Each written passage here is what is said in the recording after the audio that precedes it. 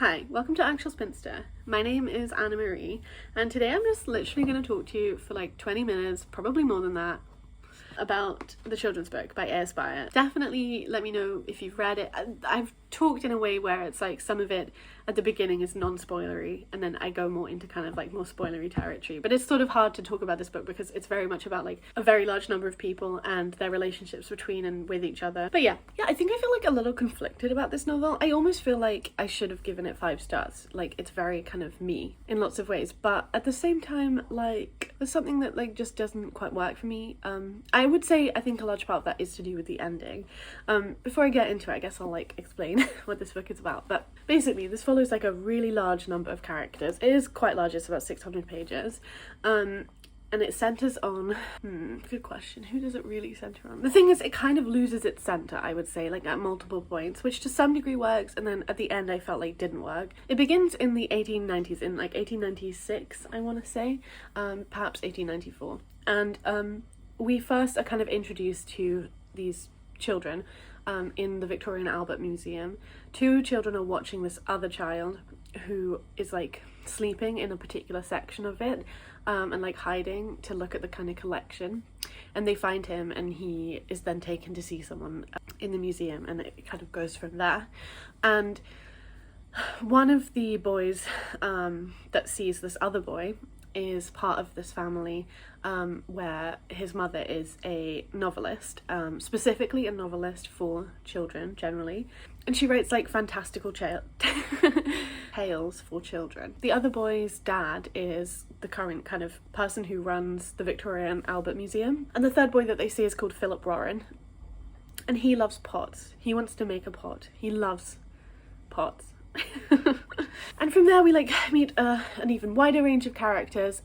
Most of them, I would say, are like weighted in the kind of like socialist left of Victorian Britain at the time. There's a lot of families. There's also a lot of like emphasis on the processes of creating things, making art, including writing, including pottery, and including also puppet making, which kind of comes in as a kind of tertiary creation. Olive Wellwood is the mother of the boy who's like she's the writer, the fantastical tale writer, and she is very clearly kind of a stand-in is perhaps the wrong word, but like a model on Edith Nesbit, the like also famous 1890s into 1900s children's author who kind of like a lot of people say sort of revolutionized children's stories and also like fantasy tales for children. Like also was part of the like the left, was a socialist, and then also had kind of like a non-normative, shall we say, like family life, which is also kind of repeated, like mirrored in the Wellwoods' lives too. I think it's like masterfully held together, I guess. Like it is just absolutely a bit like Middlemarch, you know, it's like stuffed with characters. But they felt like fairly successful the whole time, I would say, and I think that was like pretty exceptionally well done. I will say, somebody described A.S. Byatt's writing, not this book, she hadn't read this book, but like some of her other works, not Possession either, but like some of her other works, as being like a bit like a list. And once she said that, I suddenly was like, maybe this is sort of a bit like a list as a novel, but like a kind of flat, like a lateral list. And I don't think that that's necessarily a bad thing, but I do think it's maybe perhaps because she's so wedded to chronology, so it comes out as a kind of list because that's obviously what sort of happens. I think like the treatment of time is also maybe like slightly more sophisticated than that suggests, but I don't know. I'd definitely be interested in like if anyone has read this, what were your thoughts? It's like a weighty list. But like again, that's not like an insult. I just kind of suddenly was like, maybe that does kind of chime with my experience of reading this very long book. I think like the depth of understanding that A.S. Byatt clearly has reached about this particular time in both the Victorian and then early 20th century, at least up until the like let's say 1910, is like pretty fantastic. I think she really treats the developing ideas about socialism and also just like art and creation that are kind of the legacy of like William Morris and the arts and crafts movement in a very like deep and meaningful way. And it's not just centered on only like British responses to those things. It's also has a kind of German strand specifically that is engaging with like the artistic movements in Germany, and like the puppeting comes mostly from this like German connection, this link. And yeah, I was really delighted that she included anarchists in this, because I feel like anarchists often do not get included in this at all. Like they just have to fight to be included in histories, and then they're even more like ignored than like socialists in like wider histories, because people just don't know what to do with them, except for maybe the occasional glimpse of like an anarchist like blowing himself up or something, which isn't, I think, representative of like what anarchists are doing or how they're organizing or thinking about stuff.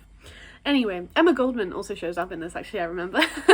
Yeah, and I obviously, I guess, because like I do love this kind of thing, like I think that the way it's engaged with like the process of making art and creating things, and also in like a sort of unalienated sense too, trying to like really be grounded in the processes of creation, but also people are like very deeply impacted by like needing to get money and food and pay for a new baby, or just like support this family of like, yeah, there's this one particular character called Benjamin Flood who is a potter, and he has a family, and he is a nightmare, and so is his family, honestly, but like his family's just kind of like dead or like sleeping in a kind of dream haze, and Philip Warren goes to like stay with them and become like an apprentice potter to Benjamin Flood, so we get like a kind of insight into their family through Philip. I honestly loved Philip so much, like I loved Philip. I also personally love Potts, like I so understand his desire, not that like I mean I would love to, honestly I would love to be making pottery and ceramics and stuff, it's just like really hard to like find a place to do that, but maybe this year I might start making some pots, who knows. And obviously not only is it about making art, it's also about like making like babies, like bringing up children, and it's very invested, as maybe can be understood from the title, in childhood as like a experience, a socially constructed experience, and also kind of like a naive state of being. And I think also like her kind of consideration of childhood as a particular state is also part of her like deep engagement with the ideas that are developing from the late Victorian era, and also throughout the 19th century too, I guess. I think I'm going to say like a few more things, and then I'm going to talk more in depth in a way that's like probably kind of spoilerish. There's like a moment about like childhood that I wanted to read, because I think it kind of sums up the sort of like ideological position that the book is trying to kind of take and construct. So the children mingled with the adults and spoke and were spoken to. Children in these families at the end of the 19th century were different from children before or after. They were neither dolls nor miniature adults. They were not hidden away in nurseries, but present at family meals, where their developing characters were taken seriously and rationally discussed over supper or during long country walks. And yet at the same time, the children in this world had their own separate, largely independent lives as children. They roamed the woods and fields, built hiding places and climbed trees, hunted, fished, rode ponies and bicycles, with no other company than that of other children. And there were many other children. There were large families in which relations shifted subtly as new people were born or indeed died, and in which a child also had a group identity as one of the older ones or one of the youngest ones. I watched like A.S. Byatt kind of briefly talk about this book, and it seems to me that she described herself as having kind of an envy of like not growing up at this time and like not being there for the sort of birth of children's literature as we now experience it, in a way that I felt was actually very naive. And I think, whilst I do think that there are like these shifting perspectives about like growth, development, childhood going on, I also think that like there is this kind of like weird sort of nostalgia, rose-colored glasses that she's looking at it through, even as her book also includes like violence against children and like the horribleness of some stuff that happens to and as a result of children being children in like adult world. Yeah, I think that's kind of bizarre to me to sort of like insist on the like innocence of that position and the sort of like specificity of that position, when I don't think that that is entirely true. And I think like the predations of children and onto children are very evident in this book and at this time, and also in our time, and also in the past before this too. And yeah, so there's something about it that doesn't quite work, but I think it's like really interesting, and I love that it was sort of like so explicitly laid out that this is what this sort of like book and the author believes.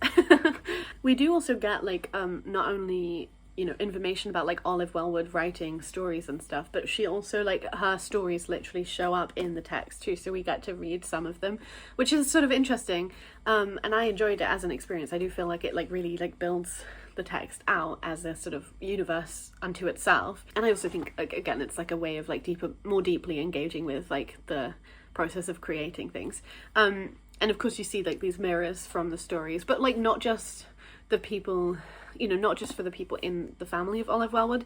The idea of like the children's book actually comes from, I don't know why I showed the back, like it comes from the fact that she writes a book for each of her children, like a story for each of her children, and she like returns to it and adds to it and like whatever. And there's one especially that she's very involved with, and also she's very involved with the child of that book, and I think he's the eldest child. I could be incorrect, but his name's Tom, and yeah, so she writes his book, which is like Tom Underground, and he like doesn't have a shadow, and there's all sorts of things, and of course like other children's authors of the time are mentioned, including Nesbit herself, but obviously we can't really focus on her because Olive is so her. Although there are obviously like differences between them, but there's like J.M. Barrie, like later on in the 1900s they go to see like Peter Pan, Kenneth Grahame, I think a little bit. I'm not sure if we actually meet him though, but he's referenced. This book is also very much like about women and again the changing position of women. There's a lot of outright discussion, and obviously part of that is because socialists and people on the left were like very interested in like this idea of like the woman question, the position of women, what women would be like in the future, how to get there, and how to live in the present day as if you were like liberated and free. And there's also like kind of an engagement with some of the sort of ideas about like free love, and definitely there's a lot of infidelity in here, and some of it is kind of shrouded as like the freedom of free love, and some of it is evidently just cheating on people. I would say actually most of it is just cheating on people, except from in a few cases, which I wouldn't say I very much liked reading, but that's okay. I will say that Ace Byatt does this really annoying thing where she constantly uses like males and females when she could just write men and women. Like, she'll be like males in one section and females in another section, and it's just like you're just saying men and women, like just say men and women. She does it all the time. It was very annoying. I guess I will also talk in brief before I talk more spoilery about the ending too, because I guess one of my main issues, like I said, I think with this was the ending, because we spend so much time, and like it's a long book and it's very historically integrated. It's very descriptive. It feels really descriptive at points, but it also feels like you still get a sense of people's dialogue, which I think that balance is kind of wild, especially with the sort of like span of time it takes, and like sometimes years go by, but we still get like a sense of the year itself and the conversations and the like directions that people go through their life because of that year. But as time builds, so I want to say like from like about 1904, maybe 1906, it feels like time just goes quicker and quicker, and considering the kind of meticulous attention she paid to like the 1890s, 1894 to 1904 for example, it feels really sad that like by the end it just goes faster and faster, and we get much less consideration of the kind of wider context. And I think part of that is that like she's much less interested in that time period, or she thinks that there is something less interesting in it, which I guess could be true, but like and obviously there is like a major difference between like the Victorian era, which is like 70 or so years, and like the Edwardian era, which is 10 years, like 9 years really. And then also what happens into the rest of the 20th century, like the early 20th century. So I did just feel like the ending was like kind of rushed, and I also did feel like it was quite like emotionally manipulative, but I don't think I can say any more details without like spoiling it. So I am going to do that now. Or like I'm going to talk more in depth about the characters, I think. I'll just stay talking about the ending. So this book ends in about, well, I suppose it ends in like 1916, 1918, but it goes through, but like barely. That's just kind of like a very tiny ending, But it does go through some of the like especially early experiences of people in the First World War, and basically the complete like annihilation of a lot of these men who have been growing up throughout this novel. And I really disliked that, like I said, because I just felt like it was really, really rushed, and there wasn't the same level of consideration for like the political and social moment of that, like it just kind of kept going. Not all of them died, but like a lot of them died. And one of the characters like has a bunch of poetry that they put in there, which is obviously like just like the World War I poets, like Sassoon and Wilfred Owen and blah blah blah, but like, it wasn't very good, and I think it didn't add anything. It was just kind of like, okay. And we also just like lose sight of a few of the characters completely, and even the character who's called Prosper Kane, who's like a part of the army and was the one running the Victoria and Albert Museum, we don't get any insight into what he does in the First World War, which is kind of crazy, because like he's like in the army already. Like, was he sent off? And he has like a wife and a baby now, so like I feel like we should have known that. And like it's the same with like his daughter, actually, who I really liked, and I felt like her storyline was very sad and like didn't quite work for me. But like Florence, like we also don't get very much insight into like what she did, or like how her life, she marries someone, but then like we don't hear anything about him. He was like Austrian.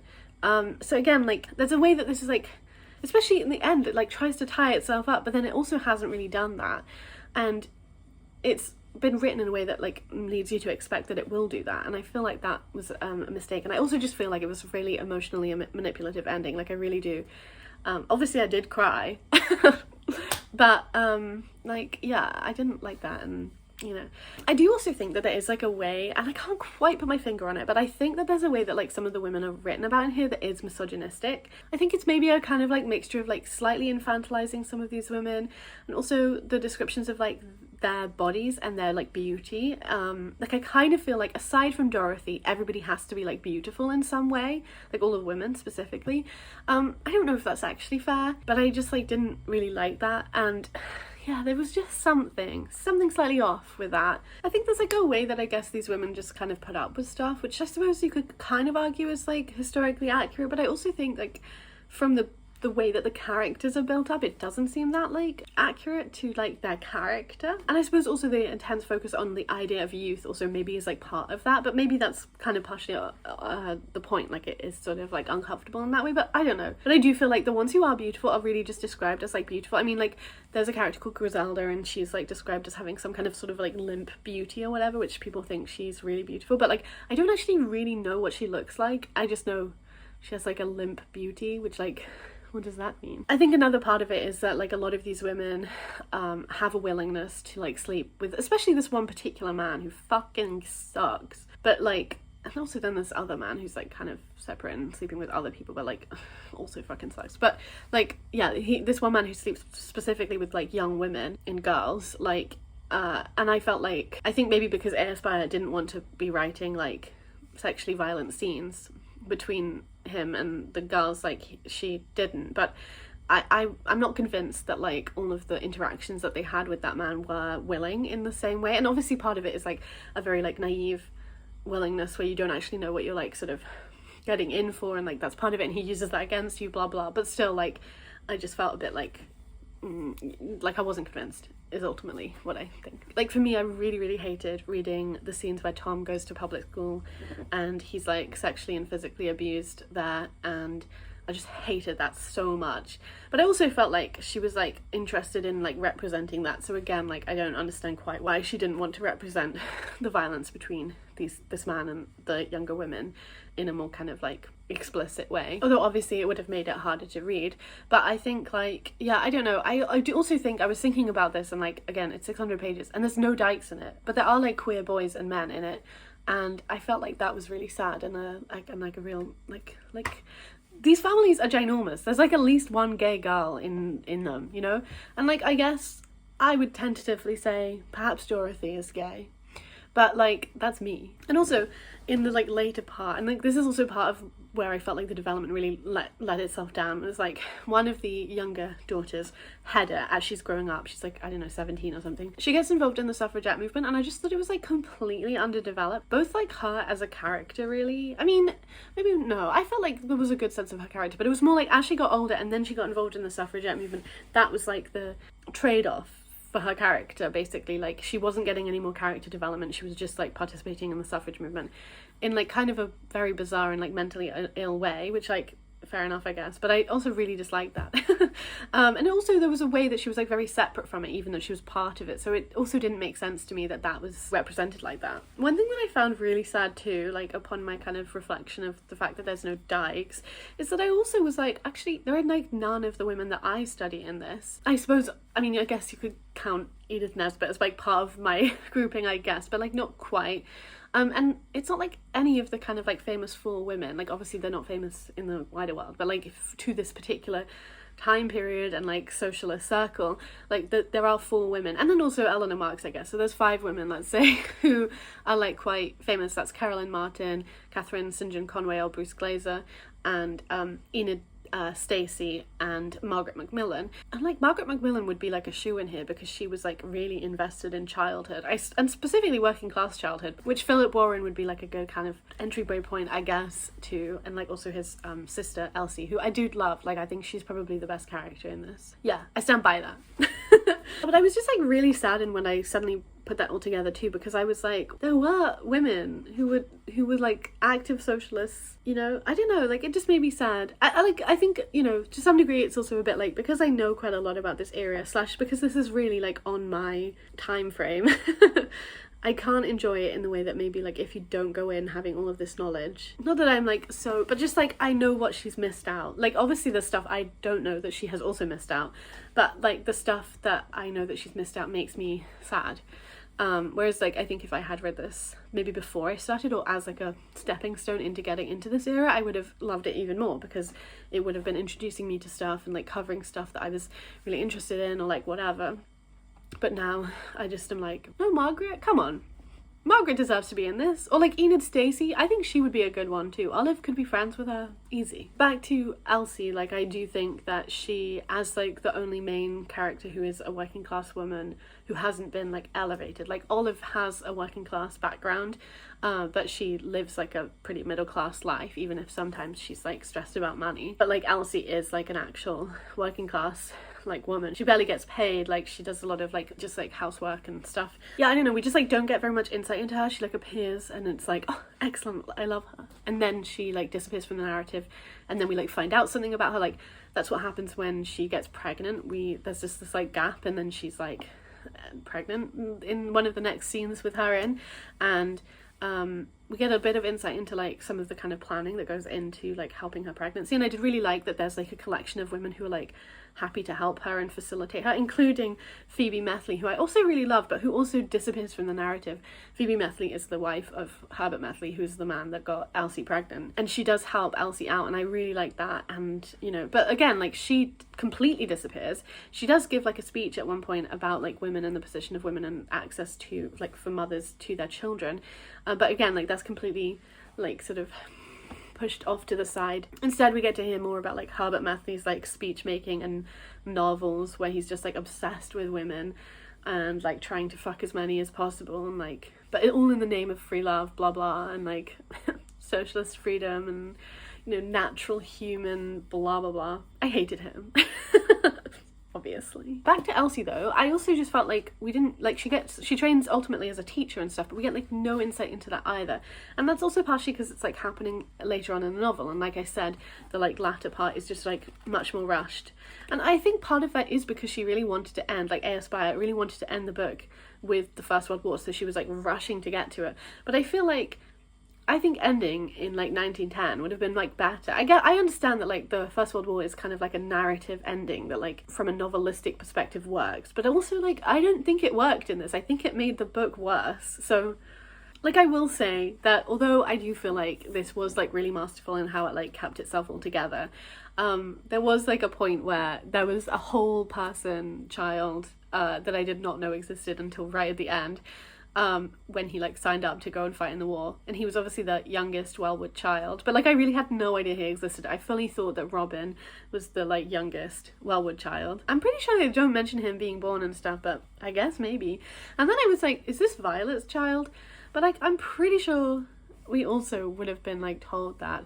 I do feel like Violet, who's the sister of Olive Wellwood, is treated kind of badly in this book too, and I feel like A.S. Byatt is really uninterested in her just as much as Olive Wellwood isn't. I think, you know, the narrative kind of like, I think A.S. Byatt like is sort of writing through Olive Wellwood in some capacity, and I do feel like Olive Wellwood's preoccupations dominate quite a lot of the novel until she recedes after Tom's death. But like, for example, her obsession with Tom is like very, like it's hard not to be also obsessed with Tom because of the way this is written. And I feel like there's a kind of like permeable border between Byatt's like narrative perspective and Olive Wellwood's actual like preoccupations inside of this novel, because yeah, she's like obsessed with Tom, and I did like their relationship. Like I thought it was really sweet, and I thought it was also a really interesting exploration of like this kind of entanglement and her creative flow being connected to this child, and like yeah, we get the most insight into his children's book, but then also she does stuff like use it to like put on a play, and obviously that's really painful for him, and like in lots of ways, and also he's like very fucked up by his experience at public school, and he runs away and he never quite really recovers from that, and like can't really find his place in the world, and some of that has to do with like the story and almost like his displacement into the story, and also Olive's then like use of the story for public attention and stuff, which was all interesting to explore. I don't think this is kind of like a theme that's carried throughout, but there is definitely a kind of sense at some points of like this idea of like beautiful things, objects, art made by horrible people, and I think this is specifically really in the case of Benjamin Flood, who is this potter, and who we kind of find out in like a pretty horrible way, and I mean he's a horrible man. Like we know that already. I mean we don't ever get like 100% answers about it, but like that he's been sort of like artistically and physically potentially like violating his like daughters, and has like made these like statues and all of this like pottery of them like naked, and there's something very like violating about it, and the daughter, especially one daughter called Pomona, like she really clearly hates it, and she like buries them when he dies, or like I guess we don't see that she completes that task, but she like says she's gonna do it, and in that way feels kind of freed from like the burden of those things. And yeah, there's like, I definitely would say that like this novel isn't untriggering in its treatment of sexual violence and like abuse. I definitely would check the content warnings on Storygraph to help you get a sense of like what is involved in this. Like it's like quite an intense novel, definitely at points, and also it just like generally covers stuff that's like very, I think though that is also part of the kind of like strangeness of the book, which I think historical fiction is really good at, where it like acquaints you with the strangeness of people in the past, but at the same time there is this like deeply kind of simultaneous or like sameness to it as well, where it's like we're the same too, but you know, like historical moments do change people. And yeah, I think when a writer can acquaint you with that strangeness, it shows like a quite successful historical fiction piece without alienating you entirely from the people, I guess, like, and not in a kind of like, oh, look how stupid these people were, they believed XYZ thing. Like, no, from like a really like grounded and kind of like compassionate perspective too. Maybe not compassionate, but I hope you get what I mean. I think also this book is kind of obsessed with Englishness, purposely, like on purpose, in the sense that like that's like a key preoccupation of the time period, and there's like a few things that are like part of that and like blah blah, but I also kind of feel like it does it less purposefully at points too, where I'm just like I think that you're kind of buying in too much. I feel like that's maybe one of my major issues, is that she's like buying in too much to it. I will say I love Charles/Carl. I love Philip Warren, I love Charles/Carl, I did love Dorothy, kinda. I especially liked her, like, friendship and relationship between her and Griselda. Like, I loved the Dorothy-Griselda relationship, actually. I thought that was really beautiful. Oh my gosh, and I love Frank Mallet, which is a bit of a curveball for me, but I really loved him. He's like, you know, I don't know, is he like an Anglican priest? Like, whatever, he's like in the church and stuff, but like I loved him. Yeah, I think one of the final things I have to say, thankfully, is that I was very annoyed that on okay, not the exact final page, but right here, and this is the final page, Dorothy finds out that her dad is a Jew, and it just deeply annoyed me. This is what it had not occurred to Dorothy to ask whether her father was Jewish, and he had not felt a need to tell her. And like, there's just no hint that they're Jews, and it's a 600-page book, and like that's the comment that Dorothy like responds to when she finds out her dad's Jewish. Like, I just hated that so much. Like, they visit their home, like there's just no hint whatsoever. There's not even a kind of like, I just hated that. I thought that was like so lazy, so ridiculous. The final page, like there's no point in even including that. I just hated that. Like, what was going on there, you know? And like, I think if it was like, you know, a way to kind of hint at like horrors to come, especially for like Jews, I mean they're German Jews, like, you know, But like, that's just horrid. Like, I don't understand that. Again, I just feel like the ending really like pulled itself off its axis. Like, I don't know what was going on there. And I guess, you know, it is maybe hard to decide how to end if you're not ending with the First World War after writing a book like this. But I think you could have just like thought about it more. I don't know. Anyway, I think I'm done finally. But definitely let me know if you've like read this book and what you thought about it. Thank you so much for watching. I hope you're having a good day when you're watching this, and I will talk to you when I next talk to you. Bye!